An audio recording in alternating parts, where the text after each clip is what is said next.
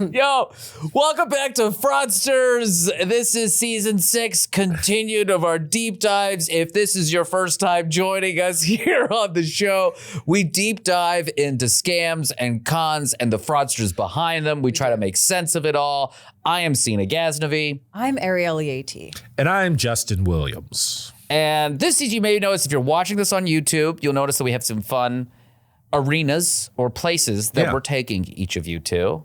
And today, I'm Ed McMahon. No, Ed McMahon. Not Ed McMahon. Vince. It's Vince. It's going to be hard for me to all day yesterday, everyone. All day this morning. This morning, I can't stop. She's like, what do we need to do for this Ed McMahon episode? Yeah. You are correct, sir. You are correct, sir. Yes. Johnny.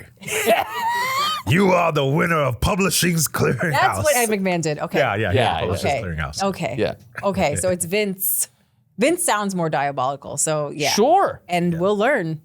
We will learn together how diabolical. And he is. And I think let's do the disclaimer or the trigger warning or the essay warning. Yeah. I struggled when we were researching this of like how much of his sexual assault stuff to put in. But it is, I think, important to mention. It is important. And I will be the judge of what we talk about and how much we talk about. And if I say it's bad, just know it's bad. Yeah, and I can't say it bad. And we have to talk about it because if anybody else did this, this is literally the only thing they talk about. Like, it's weird to be like, we're gonna let him off for that, but for anyone else, this would be the one thing they'd ever be known for. Yeah.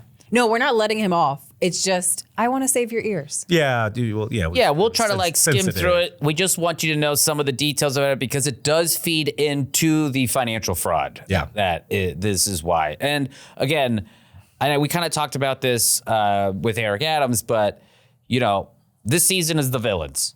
And a lot of times on the show, I think we've had people that thought they were good, that were like doing good things maybe. Mm-hmm. And then they got into a high pressure situation. They had to make payroll or they made a overextension on an investment. And then the fraud triangle shows up and then they have an opportunity and then they do the fraud. And then the cycle repeats after that. The people that we're covering in this season from the jump were bad. The villains brought to you by BlackRock, Turkish Airlines, and Coco Melon. All right. Get ready for that. You guys don't even know what's about to drop on you. But okay. So for Vince McMahon, we have plenty of stuff that we drew from articles from the Wall Street Journal, the New York Times, the Post even. And then there's a lot of SEC filings and documents that we were able to dig up as well. So, I mean, get ready. Hopefully it won't be too crazy, but it is pretty graphic. And so please... mind your ears. We'll try to make it as entertaining as possible. Not that stuff is entertaining. No. But we'll just, I'll do a lot of wrestling soft. jokes to just kind of soften it a little bit. Yeah. But this guy is so bad. And He's bad and prolifically bad. He's been bad for a long time. And I don't know, Justin, we were wrestling fans growing up. I'm still a huge wrestling fan. Yeah. So I'm not, but I didn't know this was how bad it was. Did you? Yes. So, because it turns out wrestlers do podcasts after they retire. Yeah, and they tell you. Vince is a sort of an interesting character to where he is a villain, especially from like a sort of labor rights perspective. Yeah, we're in a getting lot to of that ways in this episode. But then he's also like undeniably great in certain ways, and he's also taken care of certain people better than they would have ever. So it's like a conflicted. It's like finding out P.T. Barnum. Like you found out all the bad stuff about him. You'd be like, wow, you're one of the greatest promoters in human history, and you've put all these people on and things like that, and you're responsible for so much of American culture. But then there's also there's a huge dark side to all of it. Yeah. So the Diddyfication of the WWE. Vince is better. Vince, I would argue. Wow, please make this argument. I will make this argument. I would say Vince has more people that come out of their relationships with him a whole than Diddy does. Okay. As far as on the business side. Sure. Like if you look at Bad Boy's artist roster, it's kind of a disaster. It is. Actually. It is. Vince McMahon creates huge stars, gives people huge opportunities, and they become their own kind of thing. And all those people are like, Vince is responsible. I am Dylon. All right, let's get into it here. Humble beginnings for Vince McMahon. Vincent Kennedy McMahon Jr. arrives into the world on August 24th, 1945 in Pinehurst, North Carolina. Within 18 months, his parents are done. Victoria, Vicky Hanner, and Vincent James Jesse McMahon Sr. divorce in March of 1947. When Vince Sr. walks out, he takes Vince's older brother Rod with him and leaves the baby behind.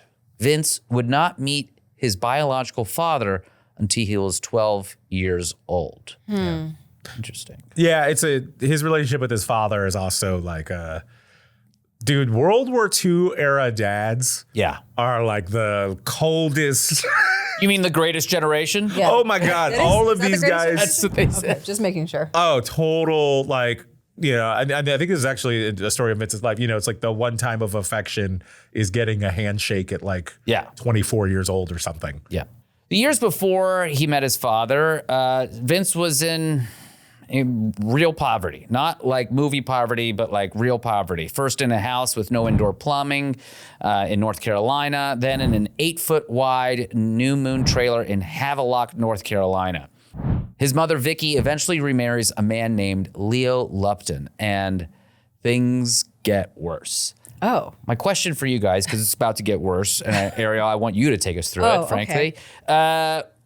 We've had the childhood trauma thing come up a lot, Mm-hmm. How much grace do we give someone's bad acts later in life if they had a bad childhood?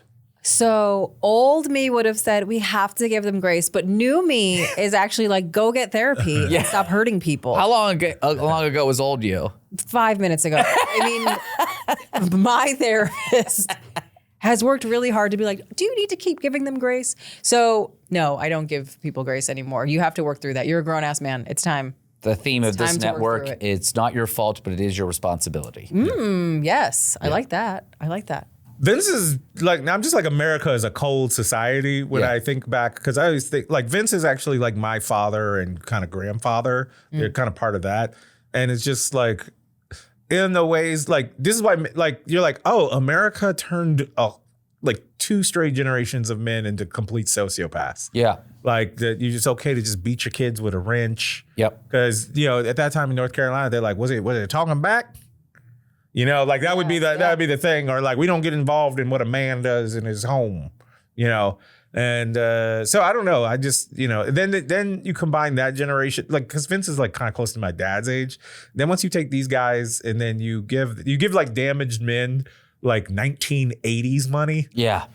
And steroids. Yeah, and like steroids and coke, and they don't go see a therapist. I'm like, it's just like looking back on it, you're like, oh, this generation was a complete recipe for a disaster. Yeah. It's all rugged individualism and hypermasculinity and drugs. The causes were all there to create. Yeah, it was like you look back on it now. It's the reason why I won't even let my like son even like engage with anything I grew up with. Yeah. Because these guys produce the like ultra violent culture that, like guys our age were raised on. Yeah. Little ultra violence. You're kind of the best people I know that are your age, and that's really not saying much. That's pretty sad. Yeah, it's sad because you guys are pretty bad. We're extremely violent. I mean, I'm a threat. I'm an active threat. I walk down the street. People cross the street when they see me and Justin walking around. I carry a chain. It's how I know things are like bad. Because I'm actually much more emotionally like Vince McMahon. No, seriously, I have more in common with him than what an enlightened woke person is. But men are so crazy that I appear woke. Oh, okay, I understand. I see what you're saying. Yes. Yeah. Okay. Yeah. You gave us the turn there. I agree. At the end. Yeah. I agree. I see. Yeah, it's like that's why I knew, like, when I started being considered a good man, kind of like 5 years ago, I was like, oh, society is like irreparably broken. But also remember, I was hanging around a bunch of male comedians who are the worst people They're the worst, yeah. in America. So already bad. Yeah. And so you meet someone who's halfway decent, you're like, all right, I guess this is okay. Yeah. Like, from female comedians that I'm friends with, they're just, it's just like the level of being impressed that I've never attempted to sleep with them. Yes, impressive. Yeah, it's just like the bar is set so low. It's in hell. Like, you actually, wow, you have me around because you enjoy my work as a professional. Can you believe it? Every time I'm shocked. Do you is your son, you're loving to your son? I've seen you hold your son lovingly. Oh, sure, but I'm not loving the way of any other fathers. I'm more loving than Vince McMahon's You're not going to dad handshake was, at 12? but I'm not a normal dad in this day and age. I'm more on the scale of like Vince McMahon. Wow. Yeah. I'm wearing my dad's track jacket because he was a big wrestling fan, and he was always very effusive with his love. This is a Persian thing. We're dramatic on both ends, I suppose. Yeah. Yeah, you guys are messed up. Well, let's get to some other messed up stuff. Well, Lupton, so new dad, beats Vince, not occasionally, regularly. The weapon of choice, according to Vince himself, is a pipe wrench. Vince says he was the only child in the house who would speak back, who would try to intervene when Lupton came for his mother, and that's what made him the target. Yeah. That's sad. I'm not going to feel sad for him for the rest of this episode, but there are some sad things that happened to him. His philosophy, forged here and never abandoned, was, my view was that if I took a beating and lived, I won. I don't know what Ed/Vince McMahon sounds like exactly, but we're going to... My view was that if I took a beating and I lived, I won. Oh, yeah, it's good. Do we believe the pipe wrench thing? Oh, yeah. I do. totally I believe it. Yeah. Okay. Yeah, I think it a lot just seems crazy. I feel like you die after you get hit with a pipe wrench. No, you can get beep, beep, beep. Beep, beep, beep? Yeah, you can. I don't know any sort of beep, beep, beep with a pipe wrench. Well, because you don't have to be like hit in the head. You can get hit in other parts of your body and live. If you watch interviews with Vince McMahon, it's the only time you'll ever see him uncomfortable. Yeah. Talking about this stuff. Yeah. Because he's very much a controller because of a background like this. Yes. It's like the one thing in his life that He's he couldn't disassociated from it. Yeah. And that's why he walked like that. Genetic jackhammer. So Vince will say this in his interviews and documentaries under oath. Literally every corporate fight, every legal battle, every scandal he survives, he wins. On Leo Lupton, in a later interview, Vince says, "It's unfortunate that he died before I could kill him." He says this calmly. That was me saying that calmly. I wish I could have killed him in a pipe match. I think that fits. That fits. Okay. That's accurate. WWE Hall of Famer Paul Heyman later theorized that McMahon's entire empire was built on overcompensatory behavior, rebelling against the first miserable 12 years of his life. Heyman said escaping that abuse became McMahon's life's only real purpose, driving him to create a world where he was, quote, untouchable and invulnerable to outside forces and in control of his own destiny. I can see that. That makes sense. Yeah. I mean, why not? It's like you got to cover it up. So Yeah. If you can gotta make cover a up fantasy with world. absolute success, no one's going to hurt you ever again. Yeah. Absolutely. And it's also the relationship with his father, as we'll get to his real father. Yeah. That's also part of it. But it's also the need for dominance and control. I'm never going to be out of control of anything ever in my life. Heyman is, by the way, one of the smartest people, and best public speakers, in the world. That guy's incredible. He'd be the best White House press secretary in history if anybody ever hired him. Okay. And you'd think that Trump would hire him. He loves WWE stuff. McMahon himself explicitly rejected any casual connection between his upbringing and his later behavior. He makes no excuses, he says. He takes responsibility. No big deal. He was just saying that while his organization would be found liable for decades of abuse, exploitation, and sexual assault. I mean, yeah. Yeah. Hurt people hurt people. Yeah. Is that true? That is true. Hurt people hurt people. But I feel like that was a thing I saw online, and I don't know if there's actual studies. I think it is true. Yeah. It makes sense in my brain logically. Because you don't realize that you're hurting, and because you are hurting, you're doing the thing. Yeah. You just do it. And then hopefully you grow and become a better person. You realize, oh, I fucked up. But how many people do you have to hurt to get there. along the way. Along the way. We're going to take a quick break from network ads, but a gentle reminder that you can help us not depend on advertising by signing up for our Patreon at patreon.com/fraudsters. You'll get extra content and even the ability to be in a private chat with us. That's right. So don't forget, patreon.com/fraudsters. Hang out with us.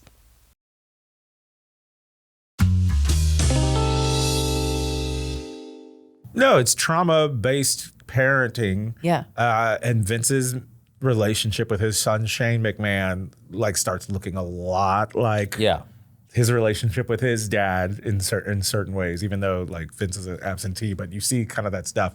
And it's also like this weird thing. It's a thing of, I don't want to admit that this influenced me, even though it totally did, because that makes me out of control. And it's why someone like Vince McMahon, also because he's so successful and iconic, he's going to gravitate towards like the personal responsibility conservative narrative. I came from a trailer park where my father beat me with a wrench, and look what I did through sheer tyranny of will. I'm not making any excuses, right? You know, Well, you know, anybody that you meet that says like, I got beat as a kid and I'm fine, so I'm going to beat my kids. It's like, you don't realize you're not fine. You're hurting someone else because of the way that you were raised instead of doing it a different way. I always think if I just don't spank my kids, I've already gotten a level above how I Yeah, but there's still more to do other than not beating and your I realize I could verbally abuse them. It can happen. Yes. There's also a darker layer, the sources surface from McMahon's 2001 Playboy interview that we should flag.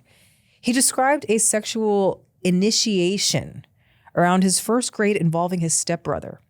He heavily implied, when the interviewer pressed him, that his own mother had abused him. Ooh. He nodded. He didn't push back on the word abuse. He just moved on. And so are we. Our hope is not to gloss over the sexual abuse that he and his fellow employees committed, but to focus on how it related to the frauds that he committed.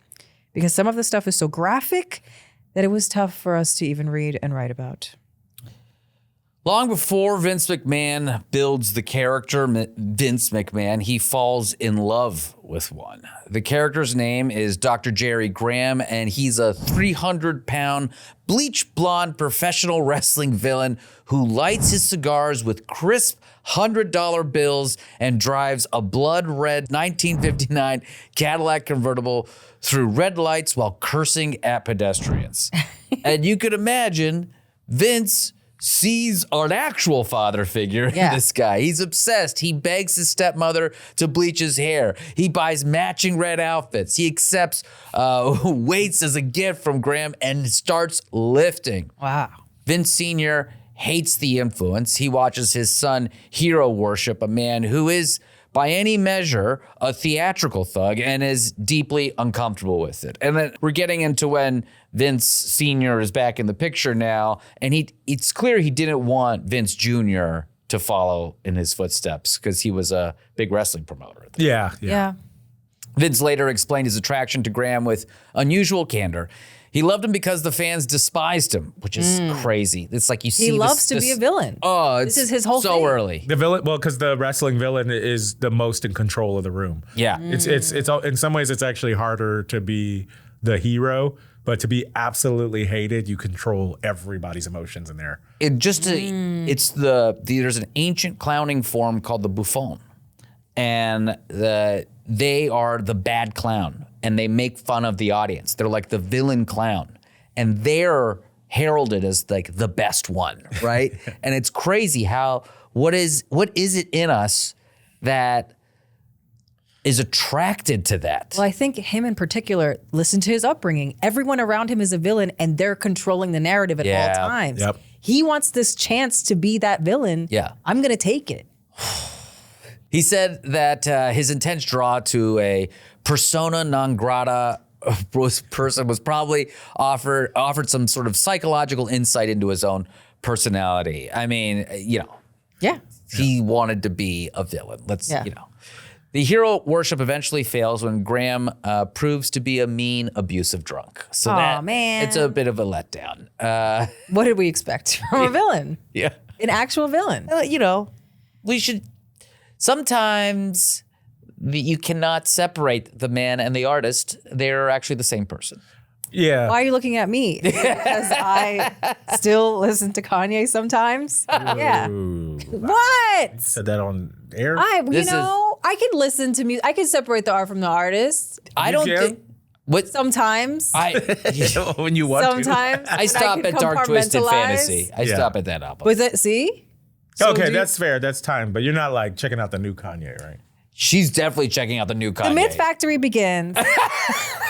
Fishburne and the manufactured tough guy. Around age 14, with reform school as the alternative, Vince Sr. pays the tuition to send his son to Fishburne Military School in Waynesboro, Virginia. This is where Vince McMahon begins his lifelong project of inventing Vince McMahon. He claimed he was a revolutionary wild, the first cadet in the school's history to be court-martialed for insubordination. He told the story of stealing the commandant's green Buick and feeding the man's dog a laxative-laced hamburger to destroy his apartment. That is a real sentence that I just said. Of course, no evidence of a court-martial and no record of any, quote, Colonel Zinneker, the man he supposedly tormented.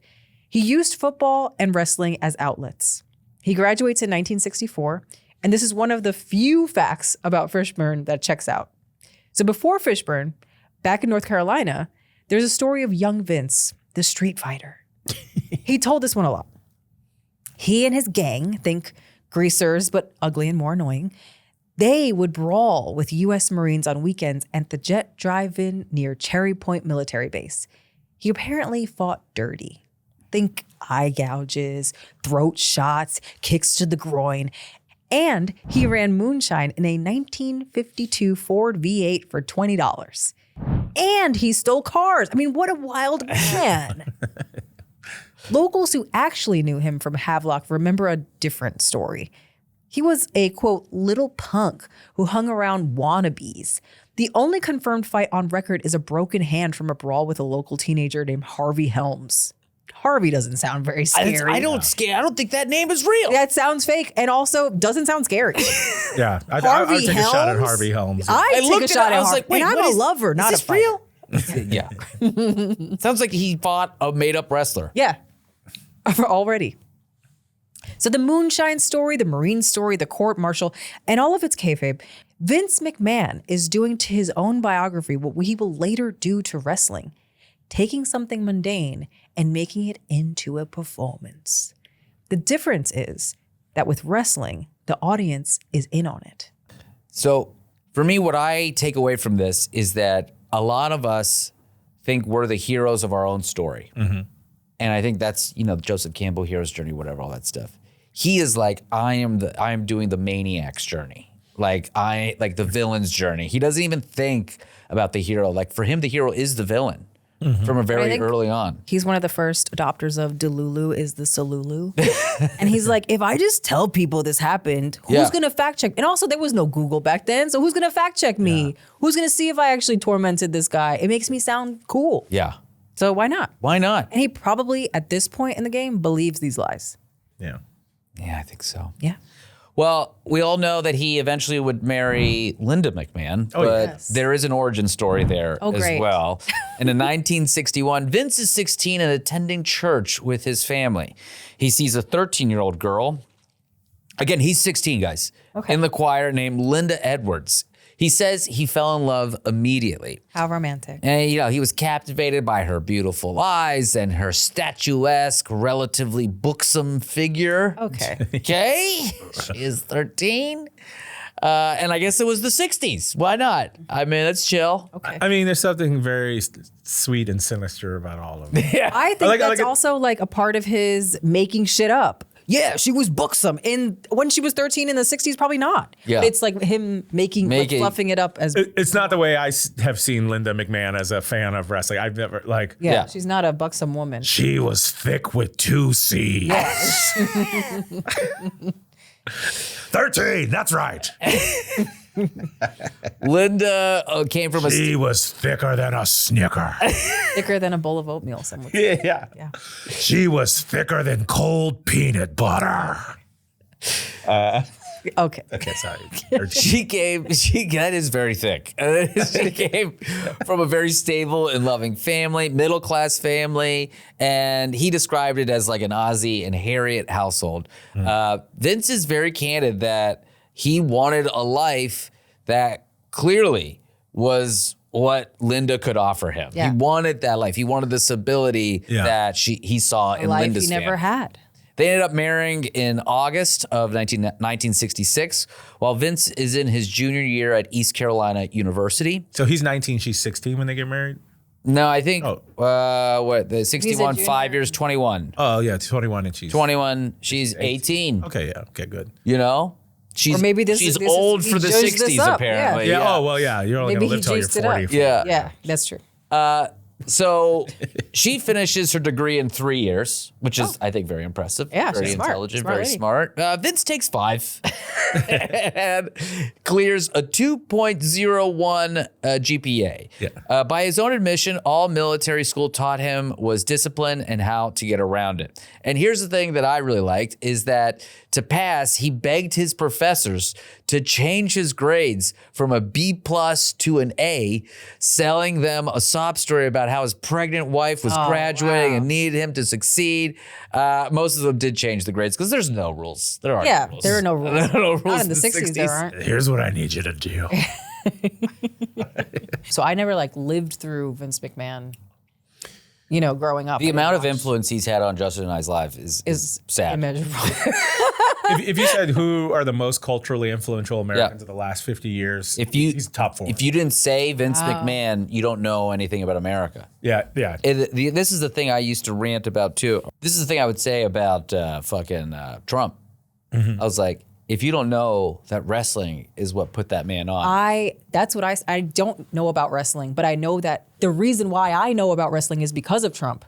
When I was a kid, I remember seeing who's this guy? Or he was in Home Alone. He also was I think in the East Coast, we know him as a fraudulent real estate guy. My dad always worked in finance. So I always knew this man as a huckster. Yeah. So it's funny that I'm sure the rest of America probably saw him as he's just a guy self-made from WWE. man. Yeah. Okay, so Vince gets his first, opportunity as a promoter because he's getting into the business now. Not wrestling, but just promotion in general. He wants to be a big shot. Also the 70s, TV starting to make a big thing. He's starting to gain a lot of traction. He sees an opportunity, the big show, the spectacle, right? And you think it'd be a smaller scale thing, but this was Evel Knievel. Oh, wow. That was gonna Your first crack at promotion is Evel Knievel? I mean, it was a big crack, right? Wow. Snake River Canyon. And he's going to jump the Snake River Canyon on a steam-powered rocket. Great. Good. It's just wild. It's the craziest thing. Good. No, yeah. Steam? Steam? I love. I miss the days of Evel Knievel where it was just all right, guys, tune in. I'm probably going to die. Yeah. I'm going to strap myself be there. to a rocket or whatever. That's why Super Dave was so funny. You know? Yeah. And so Vince puts up $250,000 for the closed circuit broadcast rights. And so I've got a clip of this being broken down a little bit that'll explain it. First of all, $250,000 In the 70s, his dad. His dad. Oh. His dad owns the original dad. New York City area wrestling promotion. Yeah. Yeah. So is that why Daddy was gone for so long? Because he was I'm out. I'm doing my thing. Yeah, he's out managing a big wrestling company, and as we'll see, it goes from I'll regional. see you when I see you. And Vince takes it national. Yeah. Okay. So let's play this Evel Knievel. I would have been Knievel absolutely is about to tuned make in. the jump over Snake River. This is Idaho. crazy. It's the realization of his long-held ambition, the pinnacle of his abilities to promote And so himself. this It's is also from the most Discovery Channel. dangerous So but jump just he's listen ever to attempted. His family was there. That was kind of a sad moment. His wife and kids came, bless their heart, and they're scared and they're worried about him, and genuinely so. And I felt that worry That's for the them. executive I really producer did, of The Jump I really talking. liked the family very much. It had to be really tough. He's saying goodbye to them. How many times did he Oh say my goodbye God. to them? This is going another out the producer rest of from my ABC life? World Sports. If Knievel had any ideas about pulling out of the jump, the reality was that he had very little choice. I always worried that he was not going to do it because I had to have the jump. We had everything at stake. Behind him is just He had his life at cowboy stake. hat on and a badge on and holding a shotgun. All those guys, there were 7 of them, they were mine. They were for me. This guy's job was to make sure he never got out of that sky cycle. Thousands have gathered on the canyon's edge, and the event is beamed live on closed-circuit TV. Did you hear that? So across the country. Live on closed circuit TV. So Vince owns the broadcast rights to this whole At thing. 3:36 Everyone's got PM, all the money on the line. Yeah. You've over leveraged yourself. This thing is about to launch, and it's in the air. It's launching. It looks At good. liftoff, It's steam. Something goes terribly wrong. The parachute opens up immediately. Immediately. As the sky cycle leaves the launch ramp, the emergency parachutes have prematurely opened, sending it spiraling to the canyon floor. What could possibly have done Oh that? my God. Everybody, including me, was straining to see through binoculars any which way what was going to happen. I thought it was all over. I didn't think we'd ever see him again. And it disappears below the rim of the canyon, and nobody can see anything. Oh, hell no. And I saw him under the rock. And I went on a walkie-talkie and said, he's alive, go under the rock. The sky cycle had landed just feet from the edge of Snake And so River. here's the thing Knievel had with survived, this that you'll see. but almost immediately, there were serious doubts about what really happened. Exactly. Oh. After all the hype and promotion, Was it a there was mistake? a suspicion that No, Knievel it had wasn't. pulled the emergency chute on purpose. All right. That the whole event was one big PR stunt. Yeah. So you could imagine the payoff was it. I mean, people were watching, but then you got no juice afterwards, Right. right? It kind of was a flop. And Yes. so he completely overextended himself. He miscalculated. It was just like he lost everything. Wow. But wait, okay. But if he purchased every television station and everybody was watching it, then why was that not enough? I don't think he got the attention. There wasn't anything. Like you just leverage it because if Evel Knievel does this successfully, then you get, you kind of like invest to get more investment later. And there's also people can rebuy the broadcast. Yeah. Like there's later time. It Like gets nobody syndicated. like once I guess word gets out that it didn't happen, nobody buys now we the don't trust. second time We don't slots. trust. Okay. Yeah. Exactly. Got it. We'll be right back after this message from Turkish Airlines.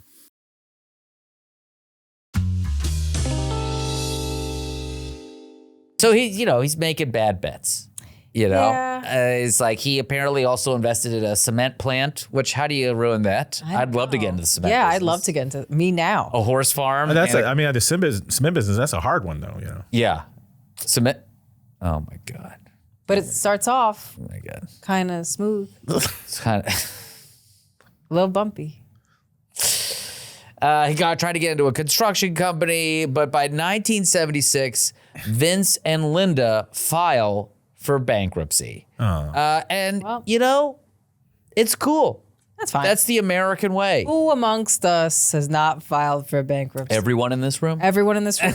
That's true. I have not yet filed because my debt is actually less than his because his was $1 million in 1976. Yes, that's a lot of money in 1976 dollars as well. And what's crazy? A quick story. When I graduated law school, I had the juice was running, and so like within a year, it was like $300,000 in debt. Okay. And then a couple years later, I met my wife Cosmo, and then a few years later, we got engaged, and I was like, paying them off slowly. And I was like, oh my god, I'm engaged to this woman. I need to figure out a way to figure out these loans. And so I presented her with several plans of my ideas. Oh, nice. And I was like, one, babe, I could just like work and like try to grind it out. But I was like, here's another plan I call the Trump plan. And this is pre-Trump running for office, by the way. Yeah. And So it's a scam. it is, I stop paying, and then in 25 years, my government loans would be forgiven. And then it becomes an IRS bill. And then I file for bankruptcy, and then I don't have to pay it. Yeah. I like that plan, actually. I I'm like on that. board. Well, she Sorry. just looked at me, and then I was like, I'll work it off. It's fine. No, I would have been. I'll work it She didn't want her credit I to be appreciate that. I worked it off. shredded. I just be like, we just won't get married. Yeah. We can wait until that shit is done. We'll be common law. I have a lot of money invested in Newark Culture Club. So if you don't want me to file for bankruptcy, go to Newark Culture Club and enjoy affordable cocktails and live entertainment. Sweet Jesus, I'm invested in Newark Culture Club. He's invested in Newark Culture Club, yeah. I donated $5 to the Newark Culture Club community, and you can too. Go see Ed Larson. He'll be there in July. Last podcast fans. Ed Larson, one night only at Newark Culture Club. Save Justin's marriage. I don't know when this episode's going to drop, but hopefully it's before. Yeah, that's fine. They also didn't pay income taxes from 1971 to 1976, and their IRS bill was over $140,000. Yeah. So I don't care about that stuff anymore. doesn't even matter. I moved on. I moved on. Yeah. Come at me. Don't come at me. Who's paying their taxes? I don't think I pay my taxes. I have to. I mean, we did, but I don't think there's anyone there. If Blade had to pay his taxes, I'm paying my taxes. Yeah. Yeah. Because I don't know vampires. Yeah. Right. Like any good fraudster capitalist, he starts small with abusing some workers before he ends up abusing a ton of workers. I love this story. Yeah. Oh, yeah. So this is crazy. Imagine January 31st, 1972, Sicily. The WWF is taping a show in something that's not quite Sicily, Hamburg, Pennsylvania. Yeah. The regular play-by-play announcer, Ray Morgan, is a member of the National Broadcasters Union. When Vince Sr. moves operations from DC to Hamburg, Morgan uses the union to negotiate a pay increase. Vince Sr. agrees to the new rate and then fires Morgan anyway. Minutes before a major Madison Square Garden show is set to start. He hands the microphone to his son, Vince Jr., who has exactly 0 experience. And I was going to play like video of him doing some initial announcing things, and it's like bad, but it's not funny enough bad to play. Yeah, it's just like, who is this like green kid? Yeah. It's like it would actually be, it's almost like bad stand-up comedy, but they're not trying to make you laugh. Yeah. So you don't even laugh. You're just like, what's happening here? I don't get it. And you could tell people are like a little awkward. So you could look it up on your own, but just trust, it was like not good. Yeah, it's just confusing. Yeah. And it's also a trend you'll see with Vince that his only falling out with wrestlers, because he actually works on handshake agreements. He's actually considered remarkably sort of honest in some ways. Yeah. But if you ever do anything that he considers as a holdup, that's when he does this kind of stuff. Like you come back through the curtain and you're fired. And of course, Vince, learns. Yeah.